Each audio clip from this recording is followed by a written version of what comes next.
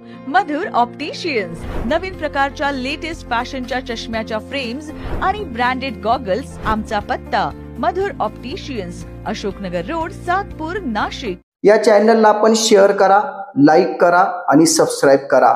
धन्यवाद। रायगड प्रतिष्ठान साप्ताहिक सन्मानयुक्त महिला मुक्ती संस्थेच्या वतीने निर्माल्य संकलन उपक्रम। श्रावण मासानिमित्ताने प्रभाग क्रमांक 10 मध्ये निर्माल्य संकलन आणि मूर्ती संकलन हा अभिनव उपक्रम सुरू करण्यात आला आहे। श्रावण लागल्यानंतर आपल्या घरामध्ये साफसफाई करण्यात येते। घरातील देवींचे फोटो, पुस्तके, पोथी, काच फुटलेले देवांचे फोटो अशा वस्तू नागरिकांना कोठे ठेवायचे असा प्रश्न निर्माण होतो। हा प्रश्न सोडविण्याचे काम रायगड प्रतिष्ठानने केले आहे।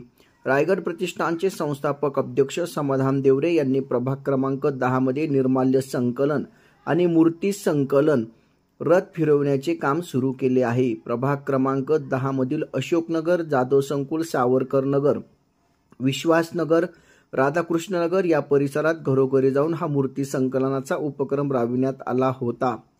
प्रभागातील नागरिकांच्या वतीने या उपक्रमाचे कौतुक करण्यात आले आहे।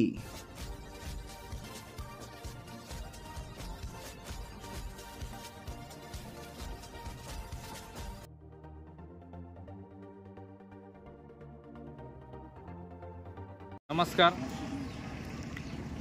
गेल्या 2 दिवसापासून अशोकनगर, सातपूर कॉलनी, जाधव संकुल, राज्य कर्मचारी वसाहत, सावरकर नगर, वास्तुनगर हा परिसर झाला होता। परंतु आज तिसरा दिवस आपण राधाकृष्ण मंदिर परिसर, राधाकृष्ण नगर या ठिकाणी आज निर्माल्य संकलन रथ व मूर्ती संकलन रथ आपल्या परिसरामध्ये आलेला आहे। तरी मी सर्व नागरिकांना, माझ्या बंधू भगिनींना विनंती करतो की आपल्या घरामध्ये जर का फुटलेल्या मूर्त्या असतील, तडा केलेले काही फोटो असतील किंवा खंडित झालेल्या मूर्ती असतात, तांबा पितळाच्या असतात, त्याच पद्धतीने जुने ग्रंथ असतात किंवा आपण एखादं मासिक लावतो भगवंताचं आणि ते मासिक येतं आणि त्याचं विल्हेवाट कशी लावायची ही आपल्या मनामध्ये कायम शंका येत होती। परमपूज्य संत स्वामी अनेकरूपी महाराजांनी ही शंका मी मांडली। गेल्या 5 वर्षापूर्वी महाराजांपुढे एक शंका सांगितली की महाराज, आमच्या परिसरामध्ये जे काही कुटुंबात एखादी मूर्ती फुटून जाते किंवा खंडित होते किंवा एखादा फोटो फुटतो, असा जर का प्रसंग आला तर आमच्या नागरिकांना असं वाटतं की ही मूर्तीचं करायचं काय। कारण नदीमध्ये जर टाकायला गेलं तर प्रदूषण होतं। नदींचं पण आपण जतन करणं, निसर्गाचं जतन करणं हे आपलं आद्य कर्तव्य ठरवलं जातं। आपण फोटो टाकू शकत नाही, त्याच्यात काचा असतात, कुठं गवतात टाकले जनावरं तिथे गवत खायला जातात, प्लॅस्टिक असतं ते गायी खातात, त्याच्यामुळे याचं करायचं काय। आणि मग त्यावेळेस परमपूज्य संत स्वामींनी सांगितलं, भाऊ तुम्ही निर्माल्य संकलन जसं वर्षानुवर्ष करतायत तसंच हा चातुर्मास महिना आपल्या हिंदू संस्कृतीमध्ये चातुर्मास महिन्यामधले फार महत्त्व दिलं जातं।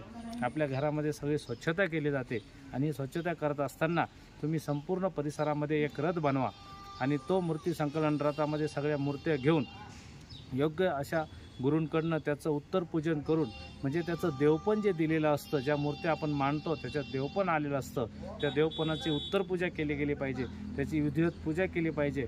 मग शुद्ध ब्राह्मणाच्या हस्ते आपण त्या पूजा ठेवतो आणि ते केल्यानंतर ज्या विरघळणाऱ्या मूर्त्या असतात त्या पाण्यात टाकल्या जातात आणि जे फोटो असतात त्यांचे वरचे जे काही पेपर्स असतात ते काढले जातात आणि हे संपूर्ण ब्रह्मगिरीच्या पायथ्याशी एक खड्डा करून त्यामध्ये पुरलं जातं की कालांतराने ते भूमिगत केले गेले की कोणाच्या पायंदळी येत नाही। म्हणून सर्व माझ्या बंधू भगिनींना मी एवढंच सांगतो की तुमच्यासुद्धा मनात शंका आली की ह्या मूर्तीचं करायचं काय, तर ह्या संकलन रथामध्ये टाकावं एवढं सगळ्यांना मी विनंती करतो।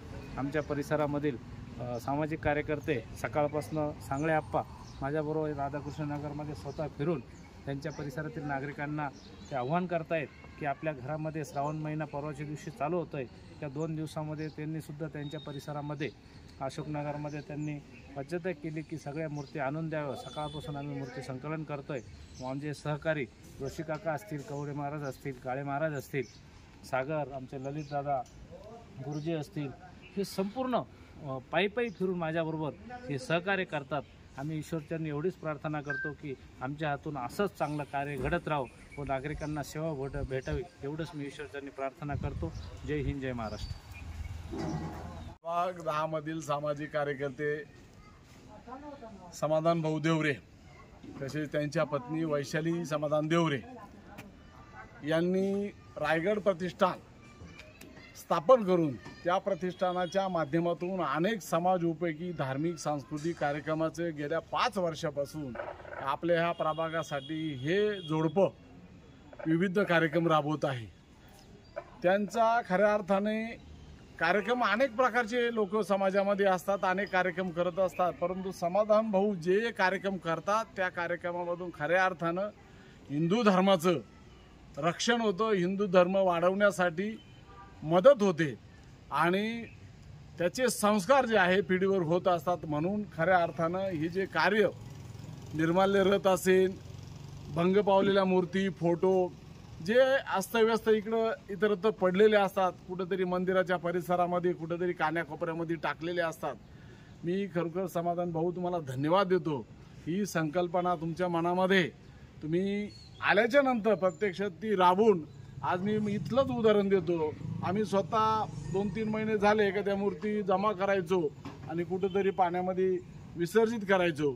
असं प्रत्येक मंदिरावरती किंवा चौकामध्ये जिथं सामाजिक जागा आहे त्या ठिकाणी अशा मूर्ती, फोटो पडलेले असतात आणि संपूर्णपणे ते तुम्ही जमा करून त्याची विधिवत पूजा करून त्याची विल्हेवाट योग्य रीतीने तुम्ही लावतात। एक प्रकारे राजकारणाचा भाग सोडा, ही अशी कामं कोणाच्या नशिबे नसतात किंवा कोणाला ते करता येत नसतात। समाधान भाऊ तुम्हाला मी माझ्या वतीनं राधाकृष्ण मित्र मंडळाच्या वतीनं या ठिकाणी धन्यवाद देतो, कारण तुम्ही हे जे समाजकार्य करताय या कार्यक्रमासाठी या कार्यासाठी तुम्हाला येणाऱ्या काळामध्ये निश्चितपणे या भागातील प्रभाग 10 मधील नागरिक मतदार तुमच्या पाठीशी निश्चितपणे उभे राहतील, कारण कुठलंही काम करत असताना त्या कामातून दुष्परिणाम होणार नाही।